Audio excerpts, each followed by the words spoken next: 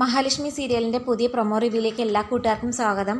അങ്ങനെ കണ്ണൻ വാമദേവനെ ജോലിയിൽ നിന്ന് പുറത്താക്കിയതിൻ്റെ ഉദ്ദേശം ഒന്ന് മാത്രമേ ഉള്ളൂ. എന്തായാലും കൊടുക്കുന്ന ശമ്പളത്തിനപ്പുറം ഒരു രൂപ പോലും കൈയിട്ട് വാരാനോ കട്ട് മോഷ്ടിച്ചുകൊണ്ട് പോകാനോ ഒന്നും പാടില്ല എന്നർത്ഥത്തിലാണ്. ഇത്രയും നാൾ മോഷ്ടിച്ചുകൊണ്ടിരുന്നവർക്ക് അതിനി പറ്റത്തില്ലെന്ന് മനസ്സിലായപ്പം വാലി തീ പിടിച്ച പോലെ ഓടിക്കൊണ്ടേയിരിക്കുന്നു. എന്നാൽ കണ്ണനോട് ഏറ്റവും തീരാത്ത കലി ഇപ്പം കരുണയ്ക്കാണ്. ഒടുവിൽ മേഘനും ഉണ്ണിയും എല്ലാവരും ചേർന്ന് ഒരു പ്ലാനിലെത്തുന്നുണ്ട്. കണ്ണനെ വെറുതെ വിടാം, മഹാലക്ഷ്മിയുടെ കാര്യത്തിൽ ഒരു തീരുമാനം ഉണ്ടാക്കണം, അവളെ എത്രയും പെട്ടെന്ന് കൊല്ലണം. മഹാലക്ഷ്മി ഇല്ലാണ്ടായി കഴിഞ്ഞാൽ കണ്ണൻ ചത്തതിൽ പാതിയാവും.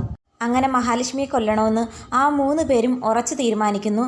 ഒടുവിൽ മാർക്കോ കണ്ണനെ കാണാനായിട്ട് കമ്പനിയിലേക്ക് വരുന്നുണ്ട്. അന്നേരം കണ്ണൻ പറയുന്നുണ്ട്, തന്നെ കാണണമെന്ന് ഞാൻ ഇപ്പം വിചാരിച്ചതേ ഉള്ളൂ. അത് കേട്ട് മാർക്കോ പറയുന്നുണ്ട്, ഞാൻ കഴിഞ്ഞ പ്രാവശ്യം വന്നു പോയപ്പം എന്താ പറഞ്ഞത്? നിങ്ങൾക്ക് എപ്പോൾ എന്നെ കാണണമെന്ന് ആഗ്രഹിച്ചാലും എന്നെ വിളിക്കണമെന്നൊന്നുമില്ല, നിങ്ങളുടെ മനസ്സറിഞ്ഞ് ഞാനിവിടെ എത്തിക്കോളൂ എന്ന് പറഞ്ഞിരുന്നില്ലേ?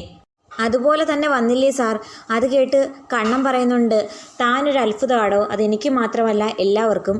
അത് കേട്ട് മാർക്കോ ചിരിച്ചുകൊണ്ട് പറയുന്നുണ്ട്, സാറിൻ്റെ വാക്കുകൾ കേൾക്കുമ്പം എനിക്ക് സന്തോഷമൊക്കെ ആവുന്നുണ്ട് എന്ന് കരുതി ഞാൻ വലിയ അത്ഭുതമൊന്നുമല്ല. അന്നേരം കണ്ണൻ പറയുന്നുണ്ട്, പിന്നെ മാർക്കോ, തന്നെ എന്തിനാ ഞാൻ വിളിപ്പിച്ചതെന്നറിയാമോ?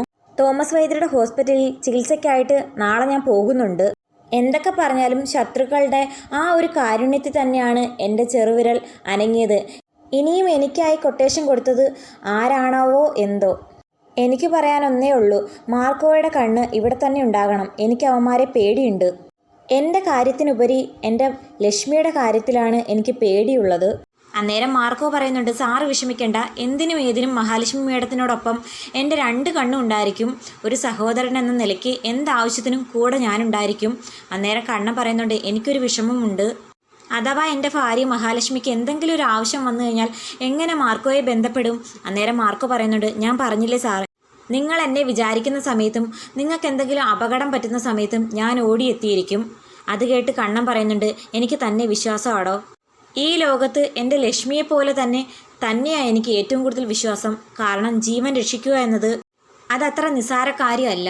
മനസ്സിൽ നന്മയുള്ളതും മറ്റുള്ളവരെ രക്ഷിക്കണമെന്ന് മനസ്സുള്ള ഒരാൾക്ക് മാത്രമേ അത് സാധിക്കൂ. മനസ്സിൽ ദുഷ്ടതയുള്ളവർക്ക് ഒരിക്കലും അതൊന്നും ചെയ്യാനാകില്ല. അതൊക്കെ കേട്ടിട്ട് മാർക്കോ ഇങ്ങനെ സന്തോഷിച്ചിരിക്കുന്നു. എന്നിട്ട് പറയുന്നുണ്ട്, സാറിൻ്റെ ശത്രുക്കൾക്ക് ഉറപ്പായും തിരിച്ചടി കിട്ടിയിരിക്കും. സാറിനെ പോലെ ഇത്രയും പാവപ്പെട്ട ഒരു മനുഷ്യനെയാണ് അവർ ഉപദ്രവിക്കാനായിട്ട് വരുന്നത്. അത് കേട്ട് കണ്ണൻ പറയുന്നുണ്ട്, അതൊക്കെ കിട്ടിക്കൊണ്ടേയിരിക്കുന്നുണ്ട്. അടുത്തതിന് കിട്ടാനുള്ളത് എൻ്റെ അനിയൻ്റെ ഭാര്യയായ കരുണയ്ക്കാണ്. അവൾ പ്രഗ്നൻ്റ് ആയതുകൊണ്ട് തന്നെ അധികം ഒന്നും പറയാനും പറ്റത്തില്ല. അന്നേരം മാർക്കോ പറയുന്നുണ്ട്, സാറ് വിഷമിക്കാതിരി, അഹങ്കാരം കാണിക്കുന്ന എല്ലാവർക്കും ഉറപ്പായും തിരിച്ചടി കിട്ടിയിരിക്കും. അങ്ങനെ സന്തോഷത്തോടെ മാർക്കോയും കണ്ണനും പിരിയുന്നുണ്ട്. ശേഷം മാർക്കോ സാഗറിൻ്റെ അടുത്തേക്ക് പോകുന്നുണ്ട്. സാഗറും മാർക്കോയും എല്ലാവരും ഒരു വീട്ടിൽ തന്നെയാണ് ഇപ്പോൾ താമസിക്കുന്നത്. കൂടെ തന്നെ ലോപ്പസും ഉണ്ട്. സാഗറിന് പോകാനുള്ള എല്ലാ വഴിയും അടച്ചത് മേഘനാഥനാണ്. അതുകൊണ്ട് തന്നെ സാഗറിന് മേഘനോട് തീരാത്ത പകയുണ്ട്. അതേസമയം മാർക്കോ സാഗറിനോട് ചോദിക്കുന്നുണ്ട്, മഞ്ജു നീയും തമ്മിലുള്ള കാര്യം എന്തായി? അന്നേരം സാഗർ പറയുന്നുണ്ട്, അവൾ അത്ര പിടിയൊന്നും തരുന്നില്ല. എന്നാൽ മഹാലക്ഷ്മി മേഡത്തെ പോലെ അത്ര പെർഫെക്റ്റായിട്ട് എനിക്ക് തോന്നുന്നില്ല. കാരണം ലോകത്ത് ഇത്രയും വലിയ ചതിയനും ദുഷ്ടനുമായ മേഘനെ സ്നേഹിച്ച് കല്യാണം കഴിക്കുമോ? അത് കേട്ട് മാർക്കോ പറയുന്നുണ്ട്, അവൾ എന്തായാലും ഈ ലോകത്തിലെ ഏറ്റവും വലിയ മരമണ്ടിയാണെന്ന് എനിക്ക് മനസ്സിലായി. അതുകൊണ്ട് തന്നെ മേഘൻ അവളെ തേച്ചൊട്ടിച്ചു. പക്ഷേ എൻ്റെ പ്ലാൻ എന്താണെന്ന് ഞാൻ നിന്നോട് പറയാം. നീ അവളെ സ്നേഹിക്കണം. ഒടുവിൽ അവളും നിന്നെ സ്നേഹിക്കാൻ തുടങ്ങും. ആ സമയം മേഘൻ അറിയണം നീയും അവളും തമ്മിൽ സ്നേഹത്തിലാണെന്ന്. എൻ്റെ ഭാര്യയ്ക്കും മറ്റൊരു കാമുകനുണ്ടെന്ന് അവൻ തിരിച്ചറിയുമ്പോൾ എത്ര കൊള്ളരാത്തവനാണെങ്കിലും ഒരു ഭർത്താവിനും അത് സഹിക്കാനാകില്ല. അതേ തുടർന്ന് അവൻ മനസ്സുരുകണം. അത് തന്നെയായിരിക്കണം നമ്മൾ അവന് കൊടുക്കുന്ന ശിക്ഷ. അത് കേട്ട് സാഗർ പറയുന്നു, മഞ്ജു ഒരു സുന്ദരിയാണ്. കമലേശ്വരത്ത് പോയപ്പോഴേ ഞാൻ അവളെ ഒന്ന് നോട്ടമിട്ടതാ. മാർക്കോ ഇങ്ങനെയൊക്കെ പറഞ്ഞു ചെയ്യിക്കുന്നുണ്ടെങ്കിലും മാർക്കോ ഒരു ദുഷ്ടനല്ല. മേഘന് തിരിച്ചൊരു പണി കൊടുക്കാൻ വേണ്ടിയിട്ടാണ് ഇങ്ങനെയൊക്കെ ചെയ്യുന്നത്. എങ്കിലും ഒരു വീഴ്ച പറ്റിയ പെൺകുട്ടിയെ വീണ്ടും ചതിച്ച് അതേ അവസ്ഥയിൽ എത്തിക്കുക എന്നത് വല്ലാത്ത ചതി തന്നെയാണ്. അതേസമയം മാർക്കോ സാഗറിനോട് പറയുന്നുണ്ട്, നിനക്ക് അവളെ ഇഷ്ടമായെന്നുള്ള കാര്യം എനിക്ക് മനസ്സിലായി. പക്ഷേ കണ്ണൻ സാറിൻ്റെ അനിയത്തിയാണ് മഞ്ജു. ആ ഒരു കാര്യം നിനക്ക് ഓർമ്മ വേണം. മോശമായിട്ടൊന്നും പെരുമാറരുത്. എങ്കിൽ എല്ലാ കാര്യങ്ങളും നമ്മുടെ കയ്യിൽ നിന്ന് പോകും. മാത്രമല്ല മഹാലക്ഷ്മി മേഡം നിൻ്റെ കർണക്കുറ്റി അടിച്ച് പൊട്ടിച്ചത് നിനക്ക് ഓർമ്മയില്ലേ? അന്നേരം സാഗർ പറയുന്നുണ്ട്, മഹാലക്ഷ്മി മേഡം മാത്രമല്ല, ആ അനന്ത് സാറും എന്നെ ഒരുപാട് തല്ലിയിട്ടുണ്ട്. അതെല്ലാം എൻ്റെ മനസ്സിലുണ്ട്. പക്ഷെ അതൊന്നും അത്ര പകയായിട്ടൊന്നും അല്ല പറയുന്നത്. എന്നാൽ ഒരു വിധത്തിൽ ഞാൻ നന്നാവാൻ അത് കാരണമായിട്ടുണ്ട്. അന്നേരം മാർക്കോ പറയുന്നുണ്ട്, എന്നാൽ ഞാൻ ഒരു കാര്യം പറയാം, നീ മഞ്ജുവിൻ്റെ ഫോണിലേക്ക് ഒരു മെസ്സേജ് അയക്ക്. അന്നേരം രാത്രി ഒരു 9:45 ആവുന്നുണ്ട്. മഞ്ജു ഉറക്കമില്ലാതെ ഇങ്ങനെ മേഘനെക്കുറിച്ച് ആലോചിച്ചിരിക്കുന്ന ആ സമയത്ത് സാഗർ ഇതുപോലെ മെസ്സേജ് അയക്കുന്നു. മേഘനാണെങ്കിൽ രാത്രിയെന്നില്ല പകലെന്നില്ല ഏത് സമയവും പുറത്തു പോന്നു. എവിടെ പോന്നു എന്തിനു പോകുന്നൊന്നും മഞ്ജുവിനോട് പറയാറില്ല. മഞ്ജുവിനറിയാം, ഒന്നീ മാനസയും കുഞ്ഞിനെയും കാണാൻ പോന്നു, അല്ലെങ്കിൽ മാനസയെ പോലെ മറ്റേതെങ്കിലും പെൺകുട്ടിയെ കാണാൻ പോന്നു. അല്ലാതെ പിന്നെ ഒരു ജോലിയും കൂലിയില്ലാത്ത മനുഷ്യൻ എപ്പോഴും ഇങ്ങനെ പോകുന്നത് എന്തിനാ?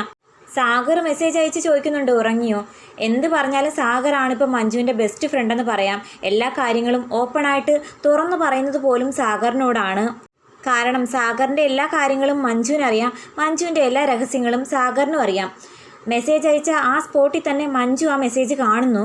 ഇനിയും സാഗറിനെ കൊണ്ട് ചില സഹായങ്ങളൊക്കെ മഞ്ജുവിന് ആവശ്യമുണ്ട്. അതുകൊണ്ട് തന്നെ തിരിച്ച് മെസ്സേജ് അയക്കുന്നുണ്ട്, ഉറങ്ങിയില്ല. മഞ്ജുവിൻ്റെ ആ മെസ്സേജ് സാഗർ മാർക്കോയെയും ലോപ്പസിനെയും കാണിക്കുന്നുണ്ട്. ആ മെസ്സേജ് കണ്ട് അവർ പരസ്പരം കളിയാക്കി ചിരിക്കുന്നു. എന്നിട്ട് മെസ്സേജ് അയക്കുന്നുണ്ട്, എന്തെടുക്കുന്നു, എന്ത് ചെയ്യുന്നു എന്നൊക്കെ ചോദിക്കുന്നു. അതേസമയം മാർക്കോ പറയുന്നുണ്ട് സാഗറിനോടായിട്ട്, അവളുടെ മനസ്സിലേക്ക് പെട്ടെന്ന് കയറി ചെല്ലാൻ ഞാനൊരു ഐഡിയ പറയട്ടെ. ആദ്യം ഇങ്ങനെ പറയണം, നിങ്ങളുടെ ഭർത്താവായ മേഘൻ നിങ്ങളെ ചതിച്ചു, എന്നിട്ട് നിങ്ങളെ ഒരു കോമാളിയാക്കി അയാൾ ജീവിക്കുന്നു. അയാൾക്ക് നല്ലൊരു തിരിച്ചടി കൊടുക്കണം. അതിനു വേണ്ടിയിട്ട് നമുക്ക് സുഹൃത്തായാലോ? അതേസമയം സാഗർ ഒരു വോയിസ് ഇടുന്നുണ്ട്, എനിക്കൊരു പെൺസുഹൃത്തില്ല. തൻ്റെ ഭർത്താവ് പറഞ്ഞതുകൊണ്ട് മാത്രമാണ് അന്ന് ഞാൻ മഹാലക്ഷ്മിയോട് മോശമായി പെരുമാറിയത് എന്ന് കരുതി തൻ്റെ ഭർത്താവിനെ പോലെ അത്ര അധപ്പതിച്ചല്ല ഞാൻ ജീവിക്കുന്നത്. എനിക്ക് വേറെ കുട്ടികളും ഇല്ല. അതുകൊണ്ടൊക്കെ പറയുവാണ്, എനിക്കൊരു പെൺസുഹൃത്തിനെ ആവശ്യമാണ്. സുഹൃത്തായിട്ട് കാണാം, എൻ്റെ കാര്യങ്ങളൊക്കെ ഷെയർ ചെയ്യാൻ പറ്റിയൊരു സുഹൃത്ത്. അതുകൊണ്ട് നമുക്ക് നല്ലൊരു സുഹൃത്തായിക്കൂടെ? മേഘൻ നിന്നെ ചതിക്കുന്നില്ലേ? അതുകൊണ്ട് തന്നെ അവന് നല്ലൊരു തിരിച്ചടി കൊടുത്താലോ? മേഘന് തിരിച്ചടി കൊടുക്കാമെന്ന് പറയുന്ന ആ മെസ്സേജ് കേട്ടിട്ട് മഞ്ജുവിന് ഭയങ്കര സന്തോഷമാകുന്നുണ്ട്. മഞ്ജു 2-3 തവണ ആ മെസ്സേജ് റിപ്പീറ്റ് അടിച്ച് കേൾക്കുന്നുണ്ട്. ഒടുവിൽ മഞ്ജു സാഗറിനൊരു പച്ചക്കൊടിയൊക്കെ കൊടുക്കുന്നുണ്ട്. ഇതൊന്നും അറിയാതെ മേഘൻ രാത്രി ബെഡ്റൂമിലേക്ക് കയറി വരുന്നു. മഞ്ജു രാത്രി ഈ സമയമായിട്ടും ആർക്കോ ഇരുന്ന് മെസ്സേജ് അയക്കുകയും റിപ്ലൈ കേട്ട് സന്തോഷിക്കുകയൊക്കെ ചെയ്യുന്നത് മേഘൻ ശ്രദ്ധിക്കുന്നു. ഇനി തന്നെ പോലെ ഇവക്കും വല്ല കാമുകന്മാരും കാണോ ഉണ്ടോ എന്ന് മേഘന് ചെറിയൊരു സംശയം തോന്നുന്നു. അതോടെ എപ്പിസോഡ് അവസാനിക്കുന്നു. അപ്പം വീഡിയോ ഇഷ്ടപ്പെട്ടാൽ തീർച്ചയായിട്ടും ചാനലൊന്ന് സബ്സ്ക്രൈബ് ചെയ്ത് സപ്പോർട്ട് ചെയ്യുന്നതിനോടൊപ്പം ഹൈപ്പ് ചെയ്യാൻ മറക്കല്ലേ.